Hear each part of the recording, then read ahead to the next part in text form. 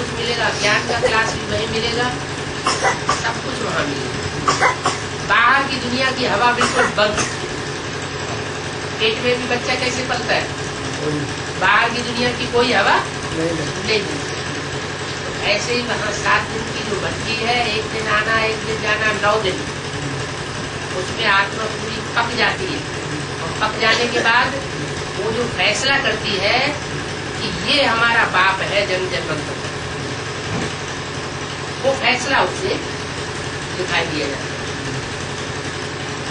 ताकि बाद में ये न कहे कि हमको तो ऐसे ही बरगलाए दिया गया।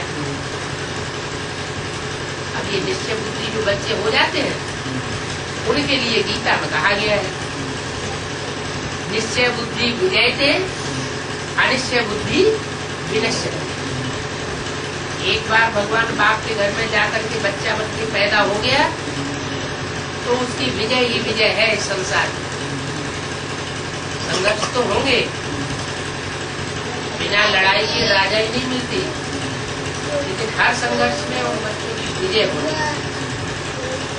उनको पांडव बच्चा कहा जाएगा। पांडव ज्यादा नहीं होते, कितने होते हैं?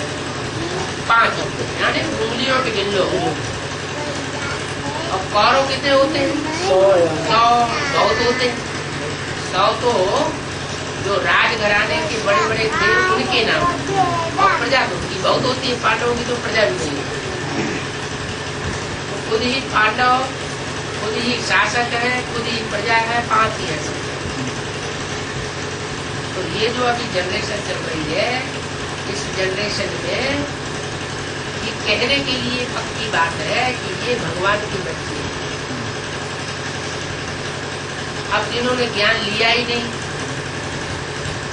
समझा ही नहीं कि आत्मा क्या है, परमात्मा क्या है, पहचाना ही नहीं, तो उनको किस आधार पर उनसे संपर्क किया जाए? इन आंखों से तो भगवान देखने में आता नहीं। इन आंखों से भगवान देखा जाएगा? वो तो निराकार है, निरंजन है। ज्ञान की दृष्टि चाहिए। ज्ञान की दृष्टि देने के लिए वो 7 दिन बैठकर कोर्स कराया जाता है। वो कोर्स आप यहाँ भी कराते हैं। आप खुद भी कोर्स सुन करके समझ करके जब बाद में आपकी बुद्धि में जब बैठ गया, तब आप वहां गए और बात को जब समझा पूरा, तो आपने जाके वहां एफिडेविट लिख दिया, एग्रीमेंट लिख दिया कि ये हमारे माँ बाप हैं, इनसे हमारा जन्म जन्मांतर का संबंध संपर्क है, जैसे हमें चलाएंगे ये नई संस्कृति तैयार हो गई। ये कार्य और किसी धर्म पिता ने नहीं किया। इब्राहिम आए, बुद्ध आए, क्राइस्ट आए, गुरु नानक आए, वो आकर के अपनी धर्म की धारणाएं तो बताई, लेकिन उन्होंने पुरानेपन का विनाश नहीं किया। पुरानी मान्यताएं, पुरानी रूढ़ियां, पुराने अंधविश्वास, वो सारे चलते चले आ रहे हैं और ही ज्यादा बढ़ गए। तो जैसे कि दूध का भरा हुआ घड़ा हो या दूध विष का भरा हुआ घड़ा हो और उसमें कोई दूध डालता जाए, नहीं बंद नहीं कर। हाँ, दूध का घड़ा भरा हुआ है या विष का भरा हुआ घड़ा है और उसमें कोई दूध डालता जाए, तो क्या वो प्योर दूध बन जाएगा? कभी है? नहीं बनेगा। डालते जाइए डालते जाइए डालते जाइए, कभी दूध नहीं बनने वाला, वो दूध भी विष होता जाता है। तो ऐसे ही दुनिया में जितने भी धर्म आए, उनकी हिस्ट्री है 2500 साल की। उससे पहले कोई गुरु नहीं आया। 2500 साल से पहले किसी के पास हिस्ट्री भी नहीं है। सबसे पहले दुनिया में मनुष्य गुरु आया इब्राहिम, फिर महात्मा बुद्ध, फिर क्राइस्ट, फिर गुरु नानक, फिर वगैरह वगैरह वगैरह आते रहे। तो जितने भी आए उन्होंने अपनी अपनी बातें सुना दी। टाइम टू टाइम आकर के सतयुगी रंगमंच पर या सतयुगी मकान में उन्होंने अपनी रिपेयरिंग कर दी।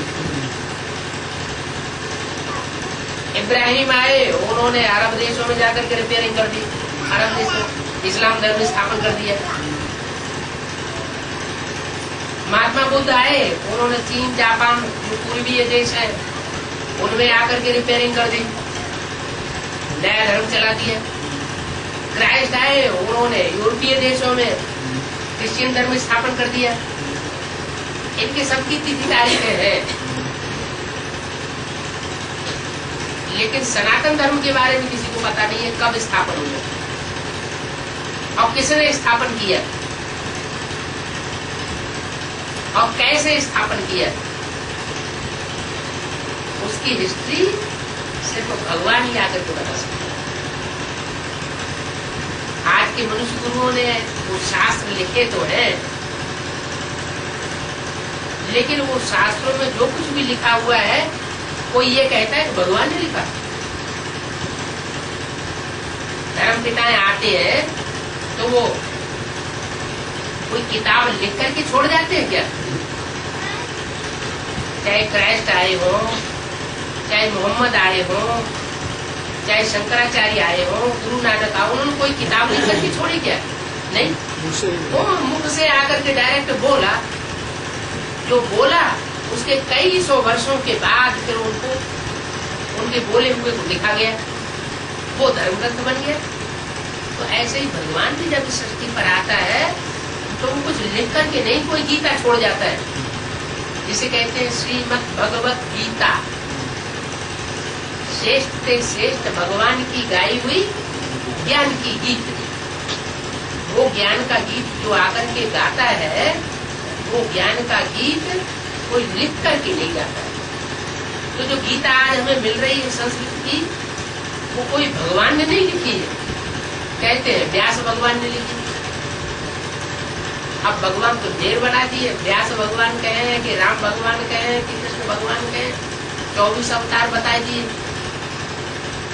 प्रश्न ये पैदा होता है, भगवान अगर कृष्ण को कहे, द्वापर युग के अंत में आकर के उन्होंने महाभारत युद्ध कराया,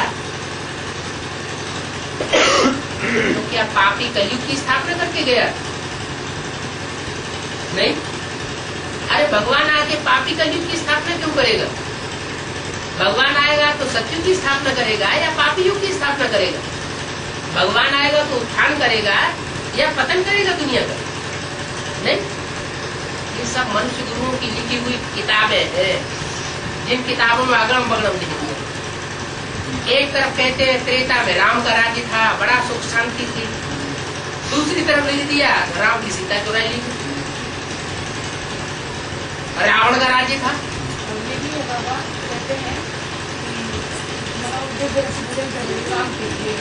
हाँ, ये जो बातें ढेर सारी जिनका संबंध नहीं जुड़ता है बुद्धि से, वो ऐसी ऐसी बातें जो लिख दी है, उनसे आदमी आज नास्तिक होता चला जा रहा है। असलियत क्या है? वो असलियत के बारे में कहा जाता है कै समझे रवि और कै समझे कवि। या तो ज्ञान सूर्य परमात्मा ही सृष्टि पर आ जाए तो वो असली बात समझा सकता है, या तो वो कवि, जिन कवियों ने वो कविता लिखी थी, चाहे महाभारत हो, चाहे भागवत हो, चाहे वो वाल्मीकि रामायण हो, जिसके आधार पर बाद में तुलसी रामायण लिखी गई, तो वो कभी भी अब रहे नहीं, तो उनकी व्याख्या कौन करेगा? सही व्याख्या तो वो ही कर सकते थे। आज का मनुष्य होता जाता है भिखारी। भिखारी मनुष्य की बुद्धि भी कैसी होगी? भिखारी बुद्धि होगी ना। तो भिखारी बुद्धि से जो अर्थ करेगा वो भी अनर्थ कर देगा। इसलिए जो भी वेद शास्त्र है, उन वेद शास्त्रों में कवियों के शुद्ध हृदय ने जो कुछ भी लिख करके रखा है, उन कवियों की भाषा को ज्ञान सूर्य रवि जब इस सृष्टि पर उतरता है कलयुग के अंत में, वही आकर के सच्ची कहानी बताता है, वही आकर के शास्त्रों का सार समझाता है। और वो शास्त्रों का सार अभी समझा रहा है। जो बुद्धि का उपयोग करेंगे जो भगवान की सबसे बड़ी दात है जन्म से, वो उस बात को समझ जाएंगे। बाकी परंपरा से चले हुए जो शास्त्र है, उन शास्त्रों के आधार पर श्रद्धा पूर्वक जो चलते रहेंगे तो उनको कोई समाधान नहीं मिल पाएगा। शास्त्र झूठे नहीं है, कवियों के सच्चे हृदय ने लिखे हैं, लेकिन उनका अर्थ का अनर्थ कर दिया गया। वो सही अर्थ भगवान आकर के बताते हैं। इसलिए वेद शास्त्रों में जो कुछ भी लिखा हुआ है उसका सार भगवान को बताना पड़ता है। जब तक वो खुद आकर के न बताए तब तक कोई समझ नहीं सकता, और समझेगा नहीं तो कर्म अकर्म में विकर्म की गति समझ में नहीं आएगी। अभी भगवान खुद आकर के बताया रहा है कि मैं तो निराकार हूँ। भूत प्रेत भी नहीं दिखाई पड़ते हैं जिनको सूक्ष्म शरीर होते हैं, उनको तो कम से कम आकारी शरीर तो होता है दिव्य प्रकाश का। मेरे को तो वो सूक्ष्म शरीर भी नहीं है। स्थूल शरीर की तो बात छोड़ो, मैं निराकार निरंजन जो कहा जाता हूँ वो तो जैसे तुम्हारी आत्मा निराकार है वैसे मैं भी निराकार हूँ। सांप का बाप सांप जैसा लंबा होगा या हाथी की तरह मोटा ताजा होगा? सांप जैसा लंबा होगा। कीड़े मकोड़े का बाप कीड़े मकोड़े जैसा होगा या कोई दूसरे आकार प्रकार का होगा? कीड़े मकोड़े जैसा होगा। तो ऐसे ही हम आत्माओं का जो बाप है, हम जो आत्मा है जिसके बारे में शास्त्रों में भी कहा है अणुअणीयान समनुस्मरेत, आत्मा अणु रूप है, वो भ्रुकुटी के मध्य में रहती है। भ्रवोर मध्य प्राणमावेश सम्य, जब आदमी शरीर छोड़े तो भ्रुकुटी के बीच में प्राण रूप आत्मा का ध्यान करे। तो इतनी बात तो शास्त्रों में भी है ना कि आत्मा अति सूक्ष्म ज्योति है। आत्मा भ्रुकुटी के मध्य में रहती है। कहाँ रहती है? नाक के ऊपर रहती है? नहीं, ये भ्रुकुटी और ये स्थान, इसका जो डायरेक्शन है जहाँ पर आत्मा निवास करती है उस स्थान को कहते हैं उत्तम अंग। कैसा अंग? उत्तम अंग। राजा जहाँ बैठेगा वो तो उत्तम कुर्सी ही कही जाएगी ना। तो सारे शरीर की इंद्रियों को, शरीर को कंट्रोल करने वाला जो राजा है वो आत्मा है। वो आत्मा जहाँ बैठती है वो उत्तमांग कहा जाता है। वहां बैठ करके सारे शरीर को कंट्रोल करती है। कोई कहे कि अगर सारे शरीर को आत्मा कंट्रोल करती है एक जगह बैठ के, तो उंगली को जब काट दिया जाता है तो फड़कती क्यों है?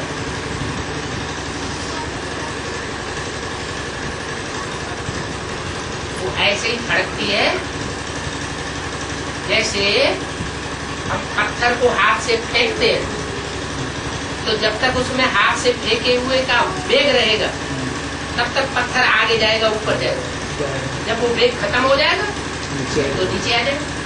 तो ऐसे ही आत्मा की जो शक्ति सारे शरीर में खून के द्वारा दौड़ रही है, वो खून का आवेग जब तक उसमें है कण कण में तब तक वो उछल रही है, और जैसे ही वो आवेग खत्म होगा उसका उछलना बंद हो जाएगा।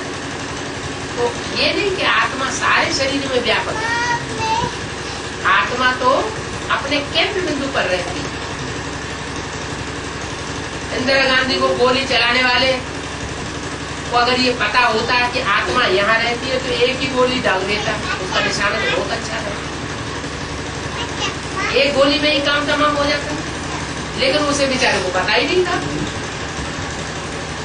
उसने 28 गोलियां सीने में डाल दी और फिर भी उनके जिंदा होने की आशा बची रही। एक हॉस्पिटल से दूसरे से तीसरे में ले जाते रहे। तो कहने का मतलब ये है कि भ्रुकुटी में अगर गोली मारी जाए तो दुनिया की कोई ताकत नहीं उसको जिंदा कर सकती। शरीर के दूसरे अंग में अगर गोली दागी जाए और हॉस्पिटल तैयार हो, डॉक्टर तैयार हो, तो उसके जिंदा रहने की आशा है। तो भ्रुकुटी के मध्य में जो आत्मा विराजमान है उसकी रोशनी आंखों से निकलती है, निकल रही है ना। जब वो आत्मा निकल जाती है, स्टार वो निकल जाता है, तो आत्मा ये निकल जाने से आंखें बटन हो जाती है, रोशनी निकल। आत्मा इस तरीके से एक तरह का, जैसे घड़ी में बैटरी होती है ना छोटी सी सेल, ऐसे एक तरह की बैटरी है। ये बैटरी आत्मा एक दूसरे के संग के रंग में आकर के डिस्चार्ज होती है। क्या ये आत्मा जो है वो शरीर के द्वारा दूसरों का संग करती है ना, तो उसकी बैटरी डिस्चार्ज होती है। और ये जन्म जन्मांतर से यही क्रम चलता चला आ रहा है। 4 युगों का चक्कर है, सतयुग, त्रेता, द्वापर, कलयुग, और चारों युगों में 84 का चक्कर लगाती है आत्मा। संसर्ग संपर्क में संसर्ग संग के रंग में आती रहती है, तो आत्मा की ताकत तो कम होती जाएगी ना। तो जो आत्मा की ताकत कम होती जाती है वो बैटरी जैसे डिस्चार्ज हो जाती है कलयुग के अंत में। कलयुग के अंत में जो बैटरी डिस्चार्ज हो जाती है आखिरी 84वें जन्म में, उसको चार्ज करने के लिए वो बैटरी को चार्ज करने वाला पावर हाउस सुप्रीम सोल वो आता है।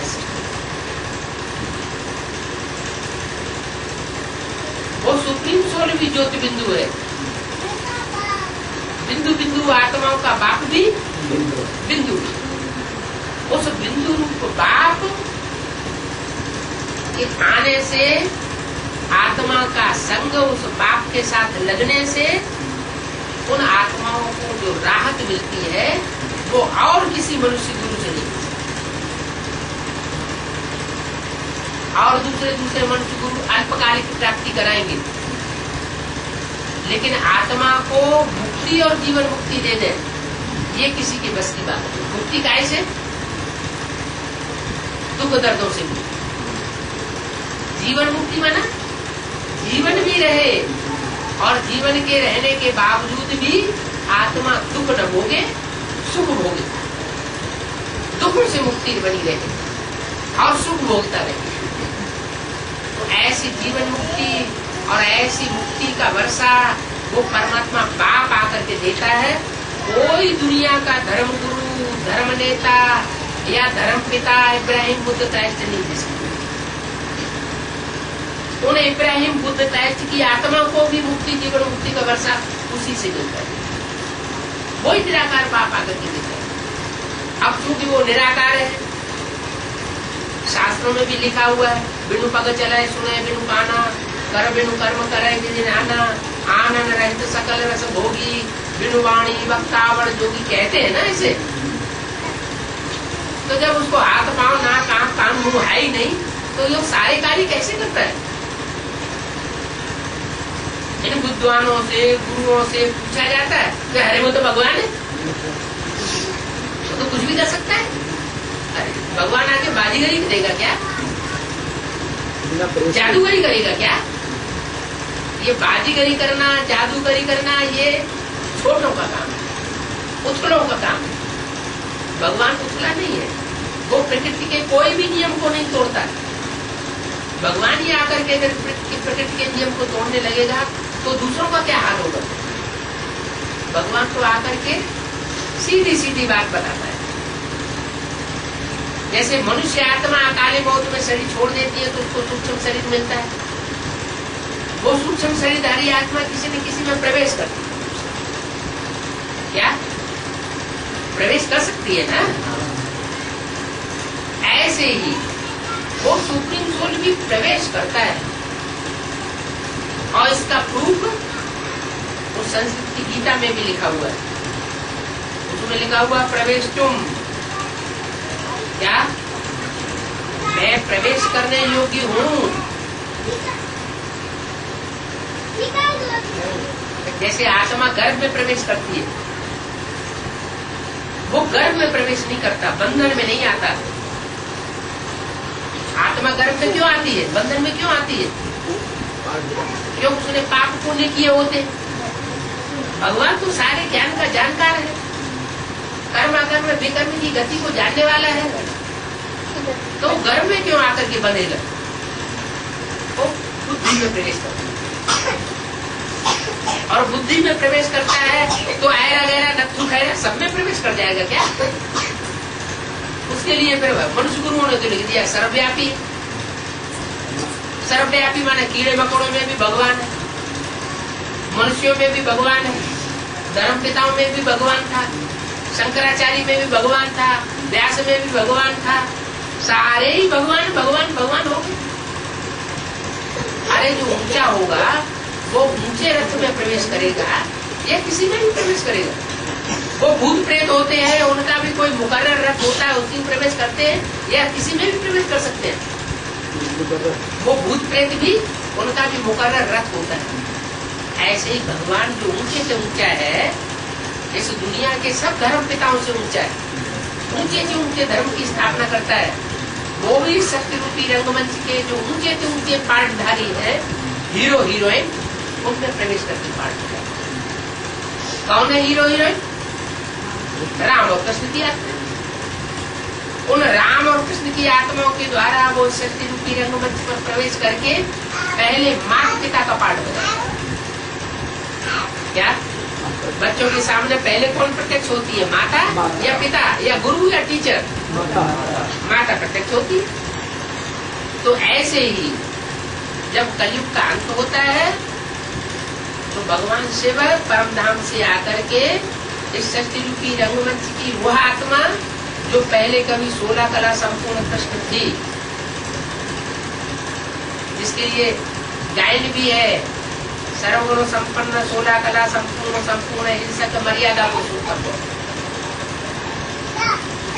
वो 16 कला संपूर्ण वाली आत्मा जो सतयुग के आदि में हे कृष्ण नारायण वासुदेव के रूप में थी, वही जन्म के चक्र में आते आते, मनुष्यों के संग के रंग में आते आते, कलयुग के अंत में आकर के हमारे तुम्हारे जैसे साधारण मनुष्य बन जाता है।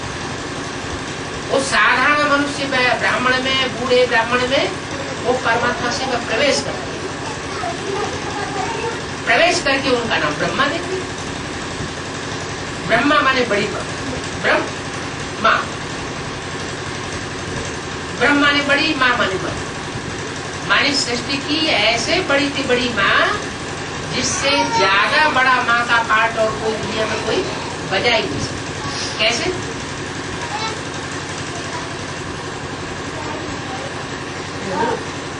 कैसे? ऐसे कि ब्रह्मा के द्वारा जो ब्रह्मा वंशों को जन्म मिला मुखवंशावली बन के, उन ब्रह्मा मुखवंशावली ब्राह्मणों में से एक भी ब्राह्मण ऐसा नहीं है, ब्रह्मा कुमार कुमारियों में से, जो ये कहे कि बाबा ने हमको दुख दिया। दृष्टि मात्र से भी कभी दुख नहीं दिया, वाइब्रेशन मात्र से भी कभी किसी ने दुख नहीं समझा, दुख अनुभव नहीं किया, और कर्मेंद्रियों से दुख अनुभव होने की तो बात ही नहीं। ऐसा पाप जघन्य का करने का जो अनुभव है या कराने का अनुभव जो है, वो ब्रह्मा के द्वारा किसी ब्रह्मवंश को नहीं हुआ। सदैव सहन किया, जैसे माँ बच्चे के लिए इतना सहन करती है कि दुनिया में और कोई संबंधी ऐसा नहीं है जो उतना सहन कर सके, ऐसे ब्रह्मा बाबा ने बच्चों को सहन करके सौहार्द पूर्वक, स्नेह पूर्वक उन बच्चों की पालन। आज भी ब्रह्मा कुमारी आश्रम सैकड़ों की तादाद में, हजारों की तादाद में खुले हुए। कोई भी पुराना से पुराना ब्रह्मा कुमार कुमारी ये नहीं कहेगा कि बाबा ने हमको दुख दिया। बाबा ने हर बच्चे को सुख दिया। तो माँ के रूप में वो कृष्ण के आखिरी चोले में, जिसका नाम दादा लेखराज था, उसका नाम ब्रह्मा पड़ा। उस ब्रह्मा के द्वारा ये ब्रह्मा बच्चों को रचना हुई। होता क्या है कि ब्रह्मा के द्वारा जो बच्चे पैदा होते हैं, ब्राह्मण बनते हैं, ब्रह्मा मुखवंशावली कहे जाते हैं, उनमें दो तरह के बच्चे पैदा होते हैं, एक मुखवंशावली, एक मुखवंशावली। मुखवंशावली उनको कहा जाता है जो ब्रह्मा के मुख से सुनाई गई शिव की वाणी को जीवन में धारण करते और दूसरों को उस ज्ञान वाणी को धारण कराते। वो है मुखवंशावली ब्राह्मण है जो देवता बनने वाले, और एक वो है जो मुख की वाणी को ज्यादा ध्यान नहीं देते, वो तो ब्रह्मा के चोले को ज्यादा ध्यान देते हैं, प्रियरिटी। ब्रह्मा बाबा जो दादा लेखराज जिनका नाम था, सिंध हैदराबाद के जो ब्राह्मण थे, उनका चेहरा बड़ा गोरा चिट्ठा, शरीर लंबा चौड़ा, बहुत अच्छा आकर्षक व्यक्तित्व था। तो जिन आत्माओं ने ज्ञान की बातों पर तो ध्यान नहीं दिया, लेकिन उस गोरे चिट्ठे जो दैहिक रूप था उसकी तरफ बुद्धि ज्यादा चला। तो ऐसी आत्माएं जो है वो उनकी गोद से प्यार करने लगी, जिन्होंने गोद का सुख लिया और उस सुप्रीम सोल परमात्मा की वाणी को नहीं पहचाना, तो फिर वो देह का बच्चा हुआ या रूहानी बच्चा, रूह का हुआ, देह का बच्चा हुआ। तो जो देह के बच्चे बनते हैं, है तो ब्रह्मा की औलाद, लेकिन देह वहां से पैदा हुआ, वो असुर बन जाता है। और उसी ब्रह्मा के मुख से निकली हुई वाणी की जो औलाद बनते हैं, वो देवता बनते हैं। देवता माना जिन्हें देना ही देना है, किसी से लेने की इच्छा नहीं करते। और जो दैत्य होते हैं, राक्षस होते हैं, वो बाहुबली होते हैं, बाहुबल का प्रयोग करने वाले होते हैं, रूहानियत उनमें नहीं होती। तो दो तरह के ब्राह्मण ब्रह्मा से पैदा होते हैं। एक रावण कुंभकर्ण मेघनाथ जैसे ब्राह्मण, वो भी ब्रह्मा की संतान, और एक गुरु वशिष्ठ और विश्वामित्र जैसे उंगलियों पे गिने जाने योग्य श्रेष्ठ स्वार्थी वो पुरुषार्थी ब्राह्मण। तो जो पुरुषार्थी ब्राह्मण पैदा हुए, वो पुरुषार्थी ब्राह्मण संख्या में बहुत थोड़े हुए। यही बात यहाँ देखी जा रही है। ब्रह्मा कुमारी ईश्वर विश्वविद्यालय में ब्रह्मा के द्वारा जो पैदाइश हुई, वो दो तरह के ब्राह्मण स्पष्ट देखने में आ रहे हैं। जो मुख से निकली हुई बातों को ध्यान दे रहे हैं, किसके लिए? मुरली में बोला कि मुरली से प्यार माना मुरलीधर से प्यार, मुरली से प्यार नहीं तो मुरलीधर से प्यार नहीं। तो अब ब्रह्मा कुमारी आश्रम में जाके देखा जाए कि ब्रह्मा के मुख से परमात्मा शिव ने जो वाणी सुनाई, उसकी कैसेटें कहाँ गायब हो गई और क्यों गायब हो गई? वो कैसेटें क्यों नहीं मिल रही है? जितने भी गुरु लोग होते हैं, उनकी कैसेटें तैयार की जा रही है आज की दुनिया में, उनको लोग सुरक्षित करके रखते हैं ना। तो ब्रह्मा कुमारियों से पूछा जाए, उन्होंने ब्रह्मा की जो वाणी है उसको सुरक्षित करके क्यों नहीं रखा, उसे क्यों नष्ट कर दिया? क्योंकि उन्होंने वाणी पर ध्यान नहीं दिया। मुरली से उनका प्यार नहीं था, उनका प्यार था उस देहधारी व्यक्ति से। जबकि उसी मुरली में ये भी बोल दिया कि इस ब्रह्मा को याद नहीं करना, इसका फोटो भी नहीं रखना, अगर इसका फोटो भी रखेंगे तो पतित बन जाता। लेकिन बाबा की वाणी पर तो उनका ध्यान ही नहीं, एक कान से सुना दूसरे कान से निकाल दिया। अगर देखा जाए तो दुनिया के जितने भी धर्म संप्रदाय हैं, उनमें सबसे ज्यादा फोटो की खिंचावनी ब्रह्मा कुमारी आश्रम में। बाबा कहते समझाने के लिए त्रिमूर्ति में तो ब्रह्मा का फोटो दिया ही हुआ है, अलग से रखने की क्या दरकार? अगर दूसरों की सेवा करनी है वो लक्ष्य अलग है, लेकिन सिंगल फोटो रखने की दरकार नहीं। क्यों नहीं रखना? क्योंकि ब्रह्मा के द्वारा ब्राह्मण धर्म की स्थापना तो होती है, लेकिन देवता धर्म की स्थापना उस शरीर के द्वारा नहीं हो पाती जो दादा लेखराज के नाम से विख्यात है। इसलिए दुनिया में ब्रह्मा के मूर्तियां नहीं बनती, मूर्तियों की पूजा नहीं होती, मंदिर नहीं बनते, और विष्णु और शंकर के मंदिर बनते। ये तो दुनिया उस स्वरूप को पूजती है जिसने सिद्धि पाई, जिसके द्वारा कार्य आरंभ तो किया गया लेकिन कार्य का अंत नहीं हुआ, सिद्धि को प्राप्त नहीं हुआ, उसको दुनिया नहीं मानती। तो वो विष्णु की रूप मूर्ति है, वो शंकर की मूर्ति है जो दुनिया में आज पूजी जाती है, मंदिर बनते हैं, मूर्तियां बनती हैं, क्योंकि सिद्धि को प्राप्त किया। ब्रह्मा ने तो 68 में शरीर छोड़ दिए, तो वो कृष्ण की आत्मा का जो पार्ट है वो ब्रह्मा के रूप में चला। अभी तो वो आत्मा क्योंकि अकाले बहुत शरीर छोड़ा था, जब तक डॉक्टर आया तब तक उन्होंने प्राण पखेड़ू उड़ाए दिए। तो वो तो सूक्ष्म शरीर उनको धारण करना था, अभी भी सूक्ष्म शरीर धारण करके गुलजार दादी नाम की एक ब्रह्मा कुमारी है उनमें प्रवेश कर रहे, और प्रवेश करके वो अपना जो कुछ भी उनको सुनाना होता है वो सुनाते हैं। क्या सुनाएंगे? ज्ञान की बात सुनाएंगे या धारणा की बातें सुनाएंगे? धारणा की बातें क्यों सुनाते हैं? ज्ञान की बातें उतनी क्यों नहीं सुनाते जो परमात्मा शिव उनके तन से आकर के सुना के गया? कारण क्या?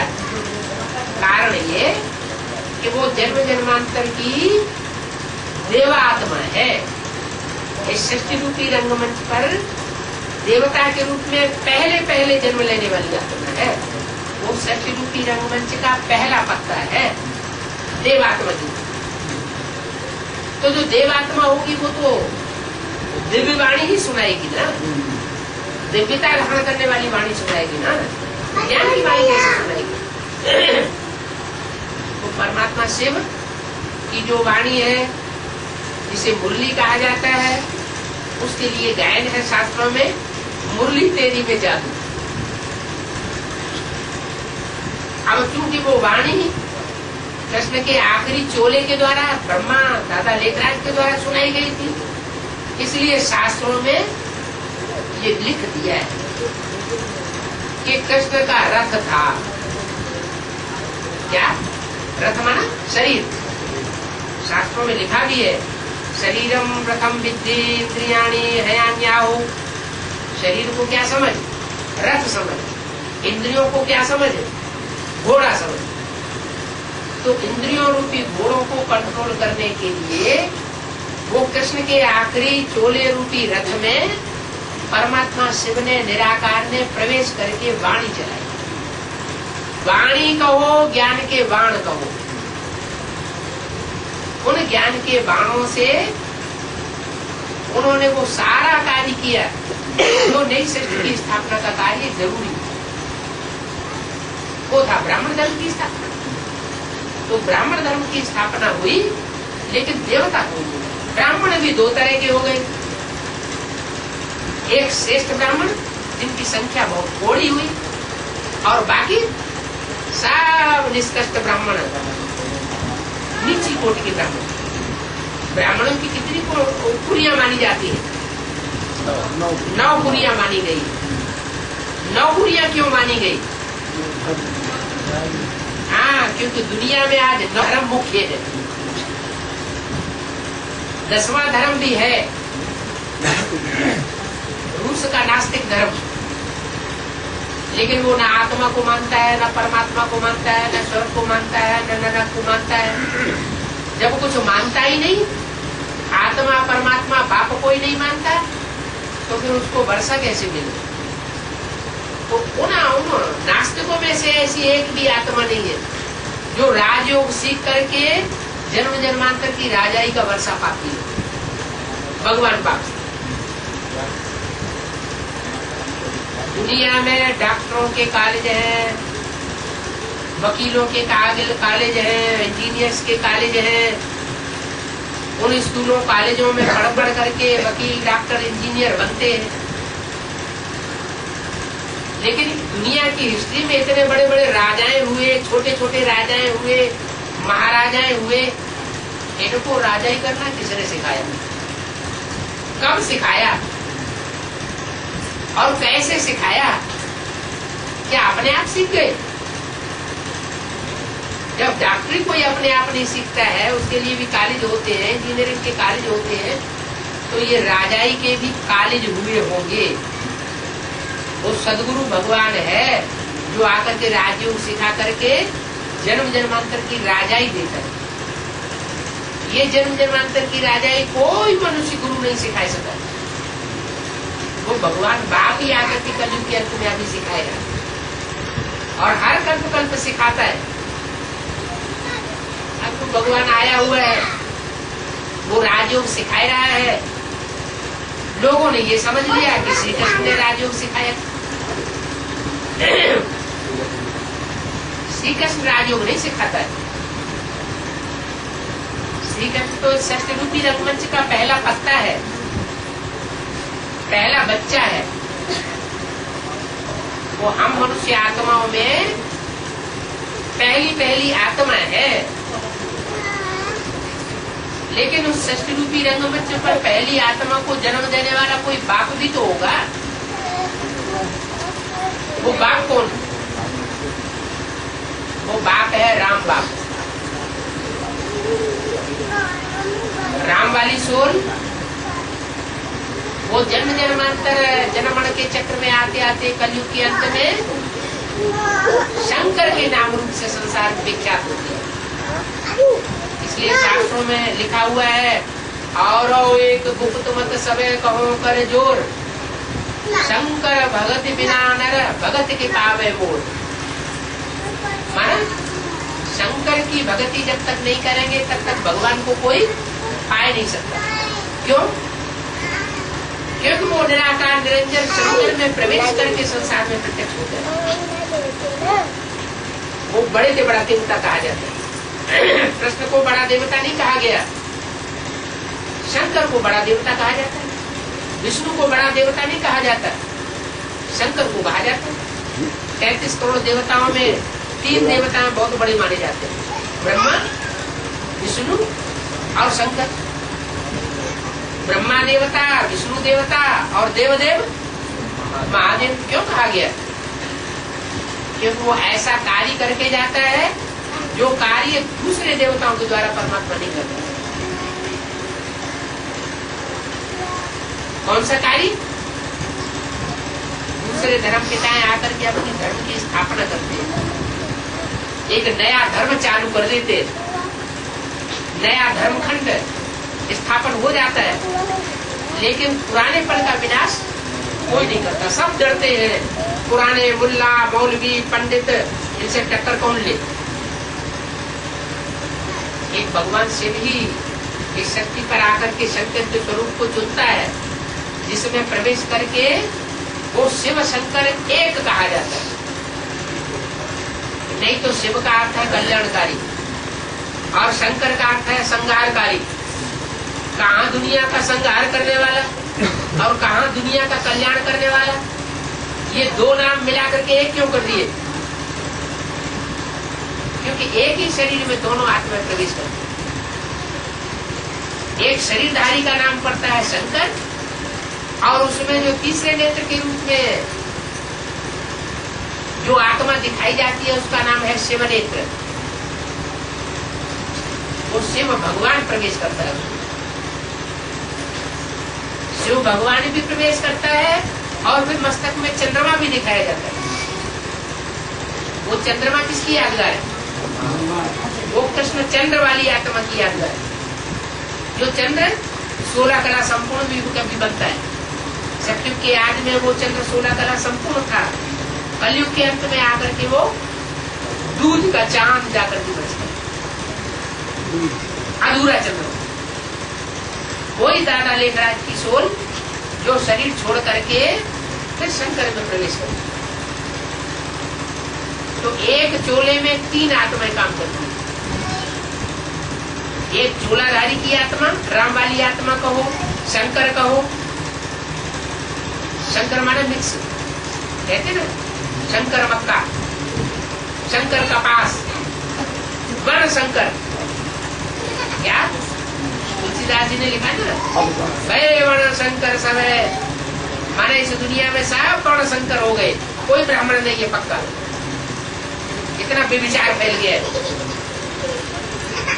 माना एक ही शरीर में 3 प्रकार की आत्माएं कार्य करती है, मिक्स होकर के, उसको कहा जाता है शंकर। वास्तव में है वो राम का चूड़ा। तो सृष्टि के आदि में राम था, वही कलयुग के अंत में आकर के शंकर के नाम रूप से प्रख्यात। ब्रह्मा कुमारियों के बीच में से कोई ब्राह्मण बच्चा निकलता है, ब्राह्मणों को जनेऊ दिखाया जाता है ना, तो शंकर भी उनको भी जनेऊ दिखाते हैं क्या? यज्ञों पे भी दिखाते हैं ना, तो जरूर ब्राह्मण ही होगा ना। कोई ब्राह्मण बच्चा है, वो भी ब्रह्मा का बच्चा था, लेकिन उन ब्रह्मा के बच्चों में से जो बड़ा ज्ञानी बच्चा बनता है, उसका नाम शंकर रख दिया। ब्रह्मा की सबसे बड़ी औलाद भी है, उसका नाम शास्त्रों में क्या बताया गया? सनत कुमार, सनत सनातन सनंदन सनत कुमार। उनमें सबसे ज्यादा ज्ञानी थे सनत कुमार। ज्ञान के हिसाब से जिसमें ज्यादा ज्ञान होता है वही बड़ा माना जाता है। तो वो सनत कुमार जो ब्राह्मण बच्चा हुआ, वही अपनी 5-7 वर्ष की अवस्था में शंकर के नाम रूप से संसार में योगीश्वर के रूप में प्रत्यक्ष होता है। योगीश्वर, योगीश्वर माने योगियों का ईश्वर। तो वो योगियों का ईश्वर परमात्मा शिव उसमें प्रवेश करके वो राजयोग ऐसा सीखता है और सिखाने का निमित्त बनता है कि वो शंकर के नाम रूपधारी व्यक्तित्व जो है, वो संसार में जितने भी धर्म के नाम पर अधर्म फैले हुए हैं, उन सब का खंडन करते हैं। धर्म संस्थापनार्थाय विनाशाय च दुष्कृताम्। जितने अधर्म फैले हुए हैं उनका नाश करता है और सुंदर कार्य करने वालों का इस दुनिया में स्थापना करता है। ब्राह्मणों का काम ज्ञान देना और ज्ञान लेना। इसके अलावा अगर ब्राह्मण कोई दूसरा काम करता है तो ब्राह्मण नहीं माना जाता। कर्म से ब्राह्मण नहीं। ब्राह्मण वही जिसका कर्म हो ज्ञान लेना और ज्ञान देना, माने ब्रह्माचारी। जो ब्रह्मा का जीवन में आचरण रहा वही ब्राह्मण का आचरण। तो परमात्मा शिव के ऐसे बच्चे जो हैं, जो दुनियावी धंधाधोरी से बहुत दूर होते हैं, उनको अपने पेट की चिंता नहीं होती। जिनको पेट की ज्यादा चिंता हुई उनका नाम पड़ा गया वैश्य। द्वापर में होते हैं वैश्य। विशेष इंद्रियां कहाँ पर होती है? पेट में। वहां से विशेष संतान पैदा हुई द्वापर युग से। वो द्वैतवादी युग है। उस द्वैतवादी युग में दो बातें शुरू होती है, दो धर्म शुरू होते हैं, दो मतें शुरू हो जाती हैं। इब्राहिम बुद्ध कहते गुरु नानक के धर्म स्थापन हो जाते हैं और सनातन धर्म दबाई दिया जाता है। जो सनातन धर्म भारतवर्ष में फैला हुआ था, तो सनातन धर्म में अलग अलग छेड़े हो जाते हैं। हिंदुओं की जनसंख्या कम होती जाती है और दूसरे धर्मों की जनसंख्या बढ़ती जाती है। उसका कारण क्या है? जब सबसे पुराना दुनिया का धर्म हिंदू धर्म है या सनातन धर्म है, वो सनातन धर्म क्षीण क्यों हो गया? सनातन धर्म अर्थात हिंदू धर्म वालों की जनसंख्या दुनिया में इतनी कम क्यों हो गई? क्योंकि ये द्वैतवादी जो धर्म आए, मानवीय धर्म जो आए, उन्होंने आकर के अपना प्रभाव जमा दिया और विकारी वृत्तियां फैला दी। जो देवताएं अव्यभिचारी थे उनको व्यभिचारी बनाया शक्ति ने, और वो दूसरे धर्मों में हिंदू कन्वर्ट होते रहे। इब्राहिम आए तो इस्लाम में धर्म में कन्वर्ट हो गए, महात्मा बुद्ध आए तो बौद्ध धर्म में कन्वर्ट हो गए, क्राइस्ट आए तो क्रिश्चियन धर्म में कन्वर्ट हो गए, मोहम्मद आए मुस्लिम धर्म में कन्वर्ट हो गए, शंकराचार्य आए संन्यास धर्म में कन्वर्ट हो गए, गुरु नानक आए सिख धर्म में कन्वर्ट हो गए। तो हिंदू ही दूसरे दूसरे धर्मों में कन्वर्ट होते रहे। क्या दूसरे धर्म की आत्माएं कोई भी हिंदू नहीं बनी। ये तो अंत में अभी 100-150 साल के अंदर आर्य समाज धर्म एक ऐसा आया है जिसने दुनिया के सब धर्म वालों को आह्वान कर दिया इंडिया में, वो कोई भी धर्म वाला आकर के हिंदू बन जाए। क्यों उन्होंने ऐसा क्यों आह्वान किया? उन्होंने आह्वान इसलिए किया कि ये वो आत्माएं हैं जो हर धर्म में टाइम टू टाइम चेंज होती रही, कन्वर्ट होती रही, और किसी धर्म में उनको सुख नहीं मिला। जैसे गीता में कहा स्वधर्मे निधर्म से पर धर्मो भयावह, अपने धर्म में मर जाओ सो अच्छा, और दूसरे धर्म में दास दासी बन करके रहो वो अच्छा नहीं। तो ये वो आत्माएं हैं देवी देवता सनातन धर्म की, हिंदू धर्म की, जो द्वापर युग से इस्लाम धर्म आया तो इस्लाम धर्म में कन्वर्ट हो गई। वहां इनको दुख मिला, फिर महात्मा बुद्ध आए तो बौद्ध धर्म में कन्वर्ट हो गई, क्राइस्ट आए तो क्रिश्चियन धर्म में कन्वर्ट हो गई, मोहम्मद आए तो मुस्लिम धर्म में कन्वर्ट हो गई।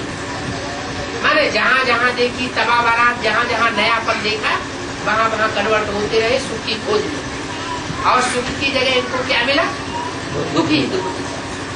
तो हर धर्म में जिनको दुख मिलता रहा उनकी हर धर्म से श्रद्धा उखड़ जाती, वो किसी धर्म विशेष को महत्व देने वाली आत्माएं नहीं है। इसलिए आप देखेंगे कि आर्य समाजी जो है वो देवताओं को नहीं मानते, किसी धर्म विशेष को नहीं मानते। उनके द्वारा जो राज्य स्थापन हुआ है आज, वो कौरव गवर्नमेंट का राज्य स्थापन हुआ है। क्या कौरव जो है वो कौरव कौओं की तरह रवा शोरगुल करने वाली, वो शोरगुल करने वाली आत्माएं राज्य नहीं चला सकती, क्योंकि उनमें राज्य चलाने की ताकत नहीं है। उनको सिर्फ प्रजा परस्ती चाहिए, ज्यादा से ज्यादा उनको वोट चाहिए, श्रेष्ठ आत्माएं नहीं चाहिए। आज की सत्ता में जो श्रेष्ठ चरित्र वाले हैं वो नहीं है, गुंडा प्रकृति की आत्माएं घुसी पड़ी। ऐसी आत्माओं के द्वारा राज्य नहीं चल सकता। इसलिए बाबा ने बोला प्रजा के ऊपर प्रजा का राज्य है बेकायदे राज्य, कायदे का राज्य भगवान आकर के स्थापन करता है। राज्यों के द्वारा जन्म जन्मांतर का राजा बना करके जाता है। अभी आज भी ऐसे ऐसे देश हैं 2-2 1-1 जहाँ राजा ही चल रही है। नेपाल में आज भी राजा का नाम निशान तो है कम से कम, और दूसरे धर्मों में तो दूसरे देशों में तो राजा ही बिल्कुल खत्म कर दी, प्रजा के ऊपर प्रजा का राज्य। तो वो प्रजा के ऊपर प्रजा का राज्य अब खलास होने वाला। भगवान आया हुआ है, भगवान जो आया हुआ है वो आने के साथ साथ दुनिया के विनाश की सामग्री भी तैयार करता है। क्या है विनाश की सामग्री? एटम बम, जिसका इंचार्ज बनाता है शंकर जी को। इसलिए शंकर जी के नाम के साथ साथ क्या आता है? हर हर बम बम। आज से 68 साल पहले एटम बम का नाम निशान नहीं था। क्या मनुष्य की बुद्धि में नाम निशान नहीं था। और जब से भगवान आया ब्रह्मा के तन में, उसी समय से एटम बम भी बनना शुरू हो गया। लेकिन वो एटम बम कार्य व्यवहार में तब तक नहीं आ सकते जब तक उनका मुखिया शंकर संसार में पूरा प्रत्यक्ष न हो जाए। उनका निर्माण करने वाला, उनका विस्फोट कराने वाला, उन एटॉमिक एनर्जी को निर्माण करने वाले मनुष्यों में इतनी ताकत नहीं है कि वो अपनी बनाई हुई इतनी घातक रचना को नष्ट कर सके। नष्ट भी नहीं कर सकते और विस्फोट भी नहीं कर सकते, कि वो खुद भी डरते हैं अगर इनको विस्फोट शुरू किया तो हम भी इसी दुनिया में बैठे हुए हम भी मर जाते हैं। लेकिन उनका जो प्रवर्तक है, इसके नाम के पीछे लगाया जाता है हर हर बम बम, वो इस सृष्टि पर आया हुआ है। वो बमों का विस्फोट करने वाला तब बमों का विस्फोट करवाएगा जब ज्ञान के बमों का पूरा विस्फोट हो जाएगा। ये ज्ञान के बम अभी तैयार हो रहे हैं। क्या ये ज्ञान के बम तैयार हो रहे हैं? क्या बम? परमात्मा सर्वव्यापी नहीं है, सर्वव्यापी नहीं है, सब में व्यापक नहीं है, तो एक व्यापी कहाँ है? एक व्यापी जहाँ है वो आकर के यहाँ समझो,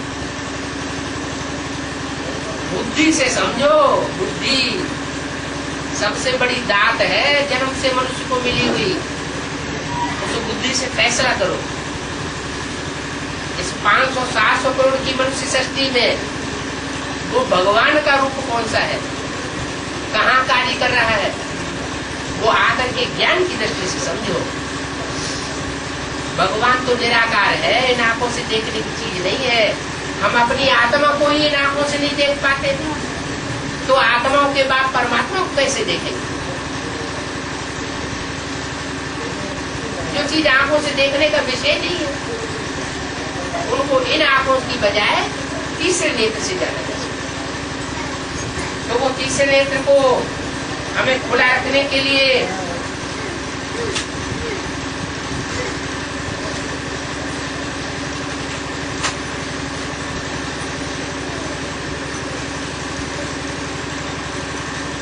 ये जरूरी है कि एक बार हमको जो ईश्वरीय ज्ञान मिल जाए, आत्मा और परमात्मा का ज्ञान मिल जाए, हम उसकी प्रैक्टिस नित्य प्रति करें। अगर नित्य प्रति प्रैक्टिस नहीं करते हैं, रोज पढ़ाई नहीं पढ़ते हैं, तो हम कच्चे स्टूडेंट रह जाएंगे। जैसे कोई विद्यार्थी होता है, विद्यालय में जाके रोज अध्ययन न करे तो बीच की पढ़ाई उसकी कट हो जाएगी, आगे का पाठ उसको समझ में नहीं आएगा। उसी तरीके से ये ईश्वरीय पढ़ाई, ईश्वर सारे जगत का गुरु कहा जाता है, जगत गुरु। आज के सन्यासियों ने तो झूठे नाम रखाए रही है, जगत गुरु। क्या सारा जगत उनको गुरु मानता है? नहीं मानता है। वो जगत का गुरु तो परमात्मा ही हो सकता है, जो सृष्टि पर जब आता है तो सारी दुनिया को उसके सामने झुकना पड़ता है। सारी दुनिया जब उसके सामने झुके तब वो कहा जाता है जगत गुरु। श्री श्री 108 जगत गुरु जी महाराज, श्री श्री 1008 जगत गुरु जी महाराज।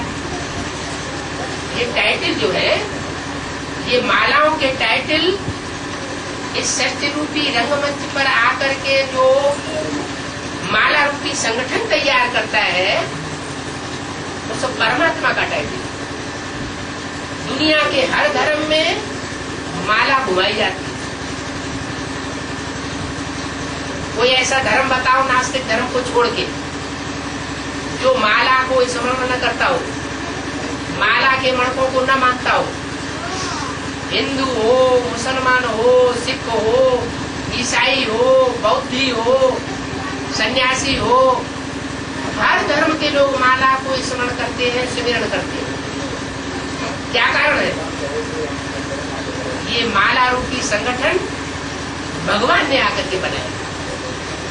सृष्टि की चुनी हुई श्रेष्ठ आत्माओं का संगठन है।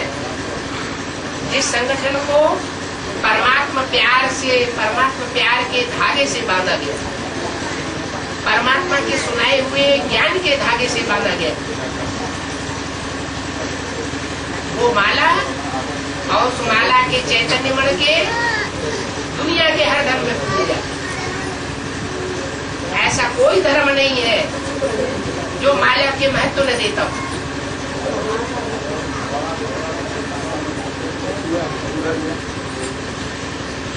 अभी वो माला तैयार हो गई,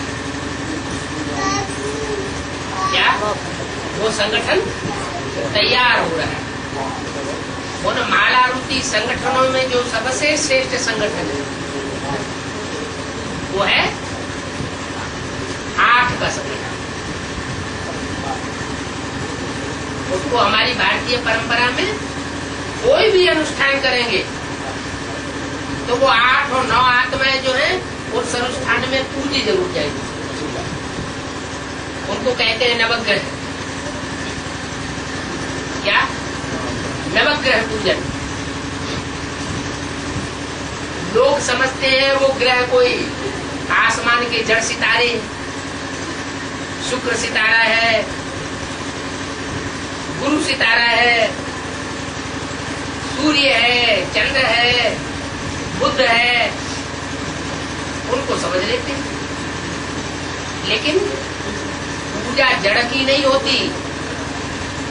पूजा चैतन्य आत्माएं जो श्रेष्ठ कर्म करती हैं उनके सद्गुणों की, सत्कर्मों की पूजा। तो नवग्रह जो पूजन है वो इस बात की यादगार है कि भगवान ने इस शक्ति पर आकर के हमको पूजनीय बनाया। उन पूजनीय आत्माओं में जो सबसे ज्यादा पूज्य बनी वो 8 और 9 आत्माएं बनती। अष्टदेव के रूप में उनकी आज भी पूजा होती। दक्षिण भारत में अष्टदेवों की सबसे ज्यादा पूजा होती। उत्तर भारत में इतने मंदिर नहीं बने हुए अष्टदेवों के, और दक्षिण भारत में बने हुए। कारण क्या है? कोई तो कारण रहा होगा। उसका कारण यह है कि दक्षिण भारत है भारत का विदेश। वहाँ की भाषा दूसरी है, वहाँ के रीति रस्म चलन रिवाज आदि सब दूसरे। उत्तर भारत वालों के दूसरे रिवाज, उनके दूसरे हो रहा है। वो बुद्धिवादी ज्यादा है दक्षिण भारत के। जितने भी अच्छे अच्छे वैज्ञानिक हैं वो दक्षिण भारत से निकल रहे हैं। उत्तर भारत में इतने अच्छे वैज्ञानिक नहीं निकल रहे हैं। कारण क्या है? कि वो बुद्धिवादी। जैसे विदेशी लोग बुद्धिवादी होते हैं वैसे दक्षिण भारत के लोग बुद्धिवादी।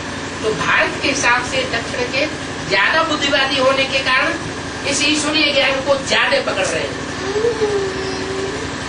ये ईश्वरीय ज्ञान फल फूल रहा है, फलना फूलना चाहिए उत्तर भारत में, क्योंकि उत्तर भारत से भगवान का प्रत्यक्षता रूपी जन्म गाया हुआ है शास्त्रों में।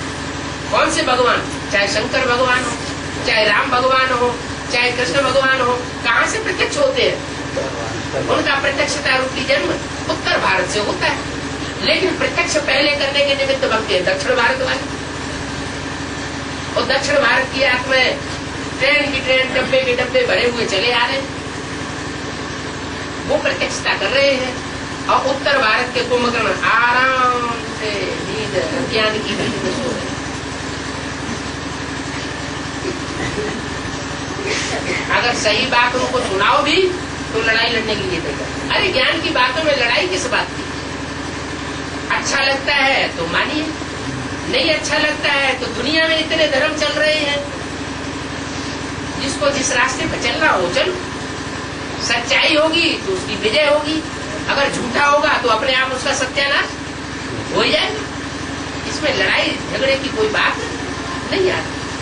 तो ये दक्षिण भारत के लोग जो है वो इतने फरफाबाद में कंपनी में आकर के इतनी शिक्षा लेने के लिए क्यों इतना दबाव दे रहे हैं, जबकि वो बेचारे भाषा भी नहीं जानते। क्या भाषा नहीं जानते हैं? भाषा न जानने के बावजूद भी किड़बिड़ किड़बिड़ के अपनी भाषा में बोलते हैं। पूरी ज्ञान की गहराई को समझ भी नहीं सकते, तो भी वो चल रहे हैं और उठा रहे हैं ज्ञान। और उत्तर भारत के लोग भाषा अच्छी तरह से जानते हैं। जिस हिंदी भाषा में भगवान आकर के बोलता है वो हिंदी भाषा को वो लोग बेचारे जानते नहीं, और जो लोग हिंदी भाषा को जानते हैं वो उसका ध्यान ही नहीं देते। हिसाब क्या हिसाब है? जिनको भाषा नहीं आती उनको पहले ज्ञान दिया जाता है।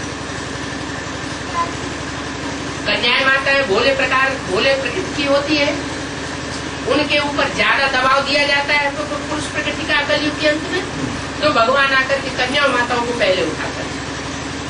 इस ज्ञान की भी ये विशेषता है। दक्षिण भारत के लोग ज्ञान को ज्यादा उठा रहे हैं और कन्या माताएं ज्यादा उठा रही हैं। क्यों? क्योंकि भगवान गरीब निवास गया हुआ। आज भारत की बैंकों को देखा जाए तो कन्या माताओं के नाम ज्यादा पैसा जमा होगा या भाइयों के नाम पैसा ज्यादा जमा होगा? बोलो भाई।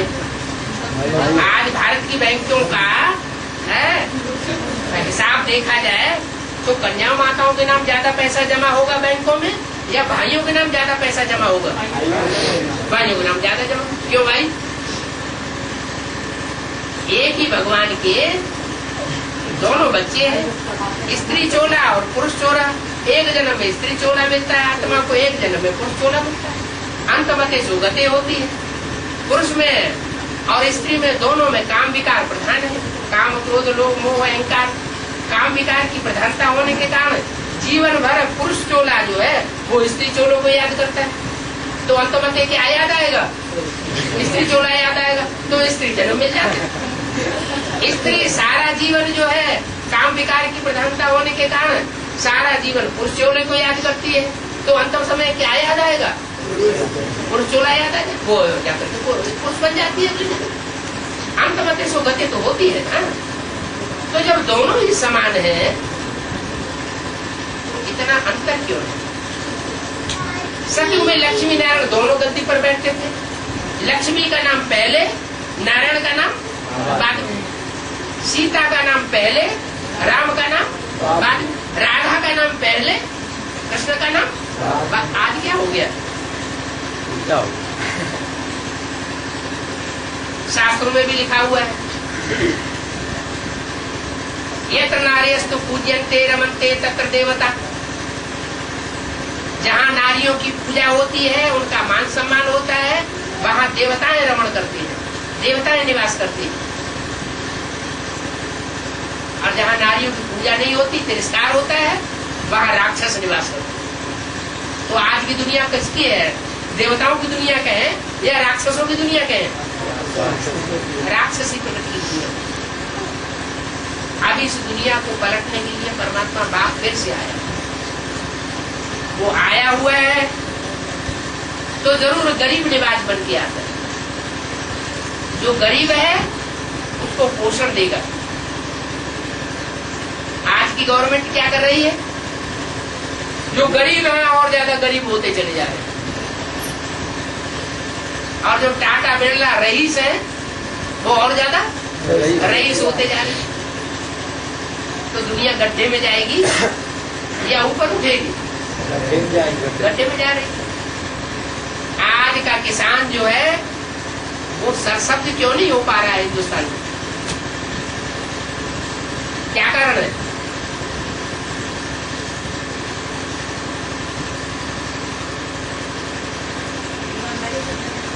क्योंकि पसीने की कमाई खाता है।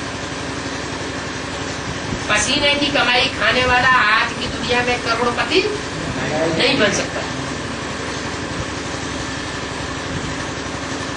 जो भ्रष्टाचार की कमाई खाने वाले वही करोड़पति अरबपति बन रहे। तो भगवान तो गरीब निवाज बन गया। वो ईश्वरीय गवर्नमेंट जो तैयार हो रही है, वो आज की माला अभी तैयार होने वाली है। थोड़ी समय के अंदर प्रत्यक्ष हो जाएगी। उसके बाद 108 की माला प्रत्यक्ष होगी।